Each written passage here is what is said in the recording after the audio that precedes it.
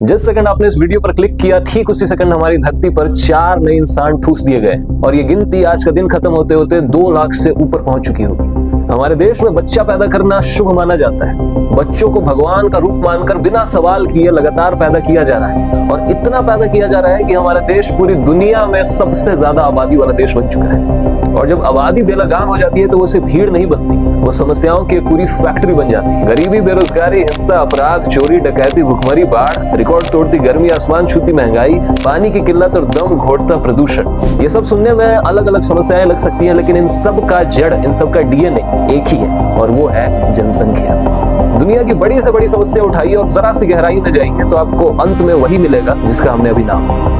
इतना सब कुछ सामने और स्पष्ट होने के बावजूद एलोन मस्क जैसे जाहिल लोग खुलेआम ये बोलते फिरते हैं कि और बच्चे पैदा करो, रुक मत जाना वरना हमारी दुनिया खत्म हो जाएगी। I think a lot of people think that there's too many people on the planet, but I think there's in fact too few. खुद अलग अलग पत्नियों से 14 बच्चे पैदा करके बैठे हुए हैं और पूरी दुनिया को यही नसीहत देते फिर रहे हैं। तो आखिर इंसानों की ये बेलगाम बढ़ती जनसंख्या इतनी खतरनाक कैसे बन गई और आज के दौर में बच्चा पैदा करना एक अधिकार है या फिर अपराध? आइए आज की इस वीडियो में सच्चाई को बिना घुमाए फिराए विस्तार से समझते हैं।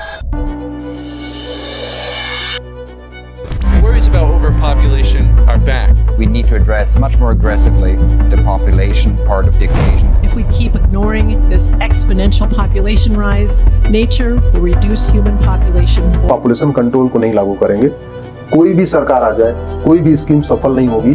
भारत देश भी 150 करोड़ लोगों का बोझ नहीं झेल सकता। तो एक बच्चे के पैदा होने का मतलब है कि आपने लाखों जानवर मार दिए और लाखों पेड़ काट दिए। तो 150 करोड़ की आबादी नहीं चलेगी, इसे कम होना होगा।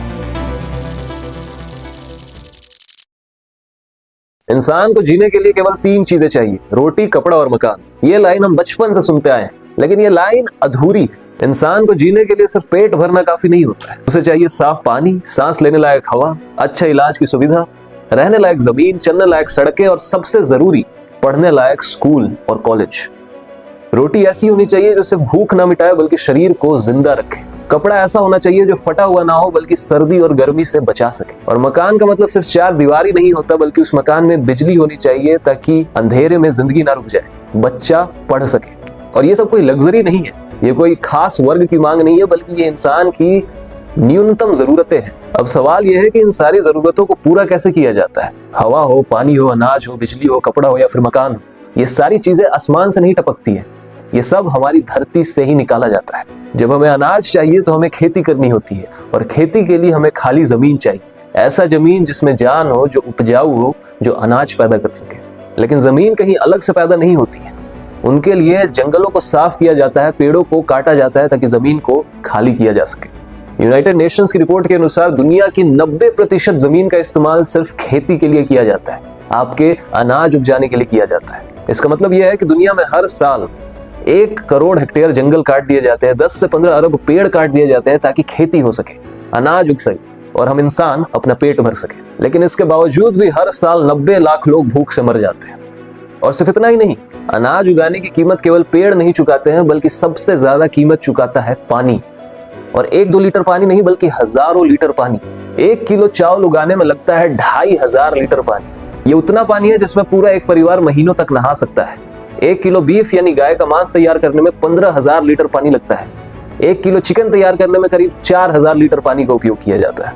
अनाज उपजाने में कितना पानी खर्च होता है ये आप इस आंकड़े से समझ सकते हैं कि हमारी इस पृथ्वी पर फ्रेश वाटर यानी पीने लायक पानी सिर्फ 0.3% अवेलेबल है और उसका 70% हिस्सा, 0.3% का 70% हिस्सा खेती में उपयोग कर दिया जाता है। तो ये तो हो गई रोटी की बात। अब जरा कपड़े पर भी चर्चा कर लेते हैं। कपड़ा दिखने में हल्का होता है लेकिन उसके पीछे इतना पानी खर्च किया जाता है जिसको सुन के आपको हैरानी होगी। हम सब आमतौर पर कॉटन के कपड़े पहनते हैं और 1 किलो कॉटन उगाने में लगभग 10,000 लीटर पानी लगता है, इतना कि खेतों पर गिरने वाली बारिश भी कम पड़ जाए। एक साधारण कॉटन की टी-शर्ट को तैयार होने में 2700 लीटर पानी लग जाता है। इतना पानी एक इंसान करीब 3 साल तक पी सकता है। एक जीन्स की जोड़ी लगभग 11,000 लीटर पानी लेती है, लेदर के जूते लगभग 8,000 लीटर पानी। तो मतलब साफ है कि हमारे खान पान और पहनावे में बेहिसाब पानी खर्च हो जाता है। एक थाली में हजारों लीटर पानी और एक अलमारी में सालों का पीने का पानी टंगा हुआ है। तो अब हमने रोटी और कपड़े पे बात कर ली, अब जरा मकान पर भी बात कर ले। इंसान की तीसरी बुनियादी जरूरत, सिर छुपाने की जगह। जिस तरह खेती के लिए खाली जमीन चाहिए थी, उसी तरह मकान बनाने के लिए भी खाली जमीन चाहिए होती है। लेकिन एक बात ध्यान रखिएगा कि पृथ्वी पर कोई भी जमीन खाली नहीं होती है, उसे खाली किया जाता है पेड़ों को काटकर, जंगलों को साफ कर वहां पर रह रहे जानवरों को भगाकर। अब जरा अपने घर से बाहर निकलिए, नजर घुमाइए, जितने भी बड़े बड़े शॉपिंग मॉल्स देखते हैं, जो इमारतें देखते हैं, वो जिस जमीन पर खड़े हैं वहां कभी घने जंगल हुआ करते थे। वो सब किसी वीरान जगह पर नहीं खड़े हुए, वहां पहले घने जंगल थे, पेड़ पौधे थे, पक्षी थे, जानवर थे, पूरा एक जीवंत संसार था। फिर एक दिन अचानक से मशीनें आई और सब कुछ साफ कर दिया। जंगल गए, जानवर गए, पक्षी गए और उनकी जगह कंक्रीट खड़ा कर दिया गया। यहाँ तक कि जिस घर में आप आज रहते हैं वहां पर भी कभी जंगल ही हुआ करता था। तो सबसे पहले तो मकान बनाने के लिए जंगलों को साफ कर दिया जाता है, पेड़ों को काट दिया जाता है, वहां के जीव जंतुओं की हत्या कर दी जाती है। और उसके बाद मकान बनाने के दौरान भी सीमेंट, रेत, बालू, गिट्टी, पत्थर और लोहे के सरिया का उपयोग किया जाता है। और ये सब किसी गोदाम में पैदा नहीं किए जाते। सीमेंट और पत्थर पहाड़ों को तोड़ कर आते हैं, रेत और बालू नदियों का पेट चीर कर निकाली जाती है, लोहे की सरिया खदानें खोद कर, जंगल काट कर बनती है। और इन सब को जोड़ने में पानी बेहिसाब लगता है। यानी कि हर इंसान की एक एक जरूरत को पूरा करने में, खाने में, पहनने में, रहने में पृथ्वी का बेहिसाब संसाधन खर्च होता है। अब असली समस्या समझिए। समस्या ये नहीं है कि इंसान खाता है, पहनता है और रहता है। समस्या ये है कि ये सब करने के लिए जो संसाधन लगते हैं, पानी, हवा, जमीन, बिजली, खनिज, ये सब धरती पर सीमित मात्रा में, अनलिमिटेड नहीं, लिमिटेड। और सीमित संसाधन केवल एक सीमित आबादी की ही जरूरतें पूरी कर सकती है। ये सीधा गणित है। अगर किसी कुएं में 100 बाल्टी का पानी है तो वो 1000 बाल्टी की प्यास नहीं बुझा सकती है। चाहे आप कोई भी टेक्नोलॉजी लेके आ जाए, कुआं कुआं ही रहता है। आप पहले ही इतने संसाधनों का उपभोग कर रहे हैं जितनी धरती झेल नहीं पा रही। उसके बाद आपने 4 बच्चे भी पैदा कर दिए इस उम्मीद में कि वो आपसे भी ज्यादा भोगेंगे। पृथ्वी की जमीन तय है, पानी की मात्रा तय है, जंगल भी सीमित है, हवा को साफ करने की क्षमता भी सीमित है, बिजली बनाने के स्रोत भी सीमित है। आज से 100 साल पहले पृथ्वी की आबादी 200 करोड़ थी और आज 800 करोड़ हो चुकी है। मतलब केवल 100 सालों में इंसान 4 गुना बढ़ चुके हैं। लेकिन इन 100 सालों में धरती 4 गुना नहीं हुई, जमीन 4 गुना नहीं हुए, पानी 4 गुना नहीं बढ़ गई और जंगल 4 गुना नहीं उग गए। वो सब उतने ही थे जितने 100 साल पहले थे, बल्कि अब कम हो चुके हैं। थाली वही है, खाना वही है, लेकिन खाने वाले बढ़ चुके हैं। तब या तो हर इंसान को कम मिलेगा या फिर थाली टूटेगी। और आज जो हम अपने आसपास होते हुए देख रहे हैं, जल संकट, जंगलों का खत्म होना, हवा की खराबी, जमीन की कमी, नौकरी की कमी, भूख से मरते लोग, ये सब उसी टूटी हुई थाली के संकेत है। इतने डेटा और फैक्ट सामने होने के बावजूद एक जाहिल गवार इंसान स्टेज पर चढ़कर पूरे आत्मविश्वास के साथ ये कह देता है, पॉपुलेशन जितने ज्यादा लोग उतना फायदा है। आप समझ रहे? और धरती का सिर्फ 30% इस्तेमाल होता है। 70% of the land is not being utilised. तो पॉपुलेशन अगर डबल ट्रिपल भी होगी तो भी कोई नुकसान नहीं। ऐसी बातें कोई तभी कर सकता है जब मंच पर चढ़ने से पहले अपनी बुद्धि को किनारे रख दिया। इन्होंने धरती को खाली प्लॉट समझ लिया, जैसे रियल एस्टेट की साइट हो। अभी जगह खाली, आओ बुकिंग कर लो। लेकिन इनकी पढ़ाई अधूरी रह गई। सबसे पहले तो यूनाइटेड नेशंस की रिपोर्ट कहती है कि दुनिया की 70% जमीन पहले ही इंसान बदल चुके हैं। तो इनका पहला क्लेम ही झूठा है। और दूसरी बात, इंसान को जीने के लिए खाली जमीन नहीं चाहिए। उस जमीन पर हवा कहां से आएगी, पानी कहां से आएगा, अनाज कहां से उपजेगा, बिजली कहां से आएगी। तो समस्या खाली जमीन की नहीं है। समस्या यह है कि सीमित संसाधनों पर असीमित दबाव डाला जा रहा है। मान लीजिए कि आपके घर में पूरे साल का राशन है और आप जानते हैं कि ये दिसंबर तक चलना चाहिए, लेकिन आपने किया क्या? आपने उसे 7 महीने में ही पूरा खत्म कर दिया। अब बाकी के महीने कैसे चलेगा? कर्ज लेना पड़ेगा, उधार लेना पड़ेगा। यही हाल आज पूरी पृथ्वी का है। धरती हर साल जितने संसाधन बना सकती है, हम उन्हें साल खत्म होने से पहले ही खत्म कर देते हैं।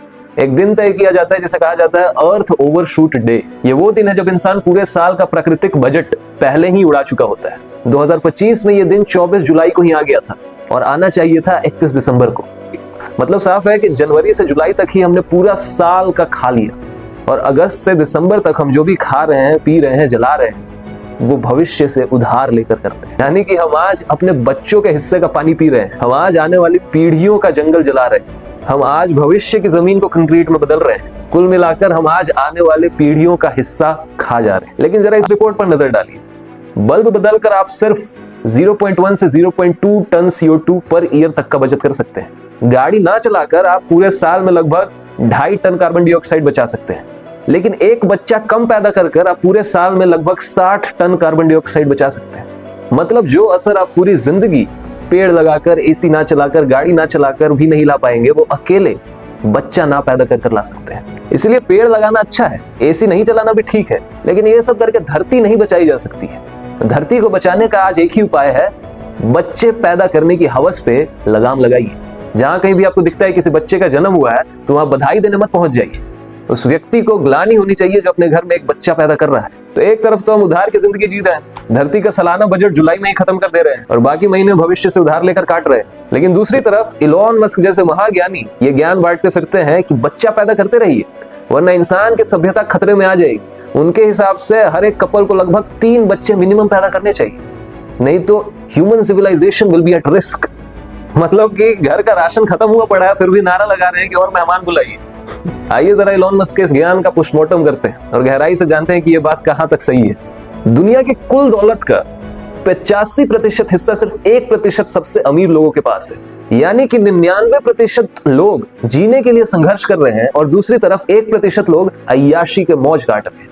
तो जब इलॉन मस्क जैसे अरबों खरबों की दौलत पर बैठे लोग ये ज्ञान देते हैं कि और बच्चा पैदा करिए, तो ये असल में सभ्यता को नहीं बल्कि अपने साम्राज्य को बचाने की चाल चल रहे होते हैं। ध्यान से सोचिए, उन्हें अपने कारखानों के लिए चाहिए सस्ते मजदूर, सड़कों पर, वेयर हाउस में, डिलीवरी में, कॉल सेंटर में उन्हें ऐसे लोग चाहिए जिनके पास कोई विकल्प ना हो। ज्यादा लोग होंगे तो नौकरी कम पड़ेगी और अगर नौकरी कम होगी तो लोग मजबूर हो जाएंगे कम वेतन में काम करने के लिए, और उनके लिए कम वेतन मतलब ज्यादा मुनाफा। ये बाजार का सीधा गणित है। जिस समाज में काम करने वाले ज्यादा हो और काम कम हो वहां मजदूर की कीमत अपने आप गिर जाती है और ये गिरती कीमत सीधे उन कंपनियों के मुनाफे में बदल जाती है जो रोज अरबों कमाते हैं। और यही अरबों खरबों कमाने वाले लोग हमारे पूरे दुनिया के सोशल मीडिया को, मीडिया हाउसेस को, यहाँ तक कि गवर्नमेंट की पॉलिसीज को भी कंट्रोल करते हैं। दुनिया भर में जितने बड़े से बड़े राजनेता आपको देखने मिलते हैं वो सभी इन्हीं उद्योगपति से फंड लेते हैं अपने इलेक्शन कैंपेन्स के लिए। इसीलिए कोई जनसंख्या को लेकर कानून आएगा हमारे देश में, इस पर भी बहुत ज्यादा शक है, इस बात पर भी बहुत ज्यादा शंका है, क्योंकि पॉलिसी मेकर्स ही ये उद्योगपति है। इन्हीं उद्योगपतियों के घर में जब शादी होती है तो हमारे देश के हर एक नेता थाली परोसने के लिए पहुंच चुके होते हैं। उनका बस एक ही मकसद है, उनकी फैक्ट्रियां चलती रहे, उनकी कंपनी में लोग 12-12 घंटे काम करते रहे, उनकी डिलीवरी टाइम पर होती रहे और उनका शेयर ऊपर जाता रहे। और इसी साम्राज्य को जिंदा रखने के लिए उन्हें इंसान चाहिए, बहुत सारे और सस्ते। और बढ़ती आबादी लोगों को सिर्फ सस्ते मजदूर नहीं देती, वो इन्हें देती है हम जैसे कस्टमर्स जो कि बड़ी मात्रा में होते हैं, जो कि इनके सर्विसेज को यूज करेंगे जिससे ये और पैसा कमा सके। तो बिल्कुल भी हैरान मत होइएगा अगर हमारे समाज के राजनेता आपको ये कहते मिले कि जनसंख्या तो समस्या है ही नहीं, बढ़ती आबादी हमारे समाज के लिए एक वरदान है, श्राप नहीं है, क्योंकि वो भी इन्हीं पूंजीपतियों के तलवे चाटती है। तो जब अरबों की दौलत पर बैठे लोग ये कहते हैं कि बच्चे और बढ़ाओ, तो वो असल में कह रहे होते हैं कि मेरे फैक्ट्री में मजदूर बढ़ाओ, मेरे कंपनी के कस्टमर्स को बढ़ाओ।